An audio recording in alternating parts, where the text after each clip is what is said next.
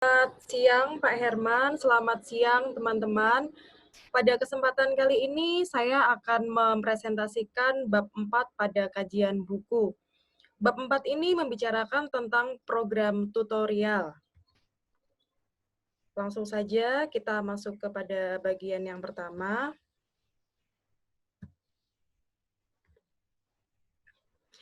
Saya buka dengan pertanyaan, apa itu program tutorial?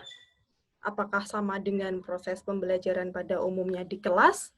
Atau bisa juga dilaksanakan secara daring? Oke. Program tutorial ini bisa diartikan sebagai pengajar. Pertama pasti menyampaikan suatu materi. Kemudian dia harus membimbing pembelajar secara intensif. Jadi tidak hanya sekadar presentasi saja, tapi juga mengatasi kesulitan belajar apa yang dimiliki oleh siswa atau sebagai pembelajar. Selain itu, pengajar harus punya kemampuan untuk melakukan penilaian secara komprehensif dari berbagai model pilihan soal.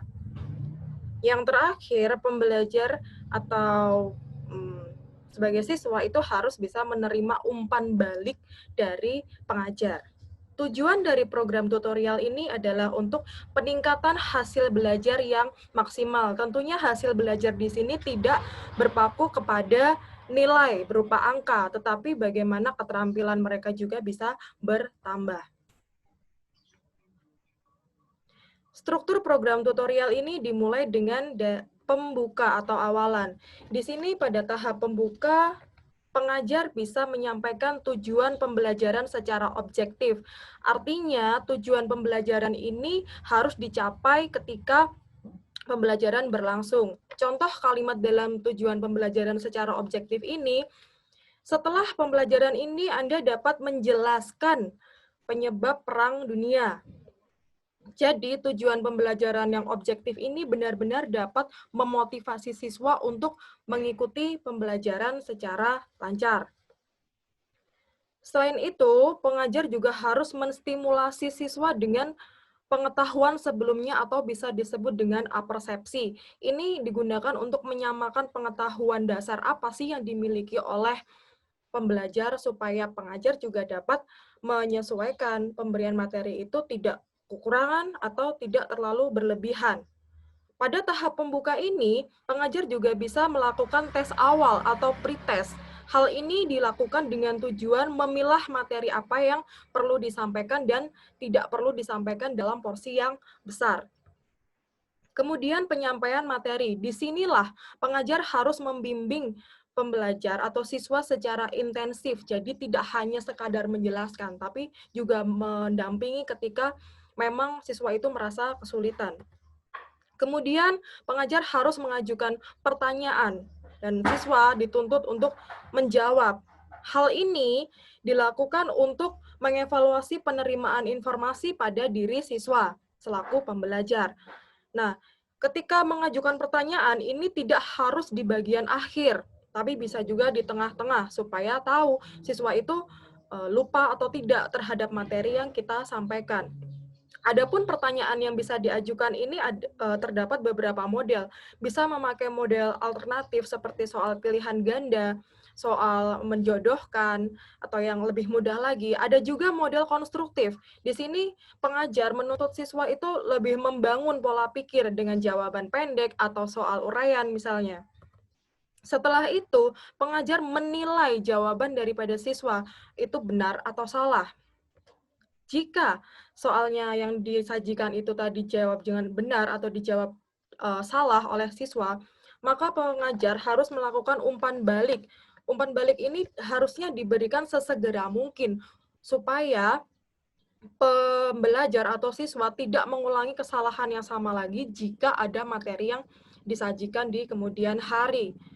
Ketika memberikan umpan balik, sebaiknya dihindari kalimat yang bernegasi atau memiliki konotasi negatif, seperti kamu salah.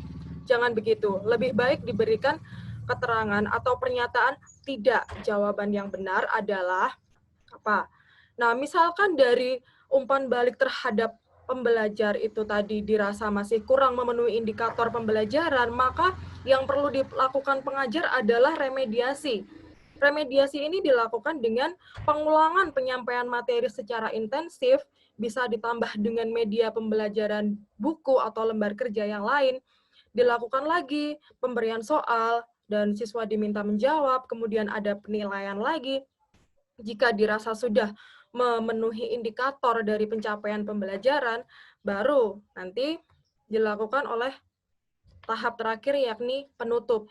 Di tahap terakhir penutup ini, nanti siswa diminta untuk membuat ringkasan daripada materi yang sudah disampaikan. Ini dilakukan supaya mengecek bahwa siswa itu sudah paham kepada materinya secara komprehensif. Adapun 4 tipe materi yang harus diperhatikan pengajar supaya tidak diberikan secara berlebihan ataupun kurang, yakni ada informasi verbal, bisa memuat fakta-fakta yang saling berkaitan. Misalnya fakta corona itu apa saja. Kemudian ada konsep. Konsep itu penjelasan karakteristik yang spesifik, konkret. Corona itu berasal dari mana? Kemudian jika ditularkan dari kelelawar, apakah iya? Penjelasan yang konkret itu seperti apa? Biasanya definitif. Kemudian prinsip. Prinsip ini bisa memuat rumus atau dalil-dalil digunakan untuk materi ilmiah atau sains.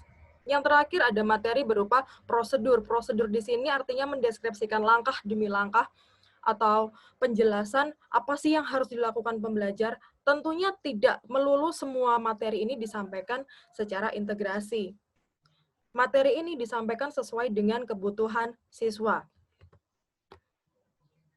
Saya menutup presentasi kali ini dengan ringkasan bahwa tutorial program ini menuntut pembelajar supaya memperoleh pengetahuan, bukan hanya pencapaian nilai berupa angka saja. Sekian presentasi dari saya, ada kurang dan lebihnya saya mohon maaf. Selamat siang.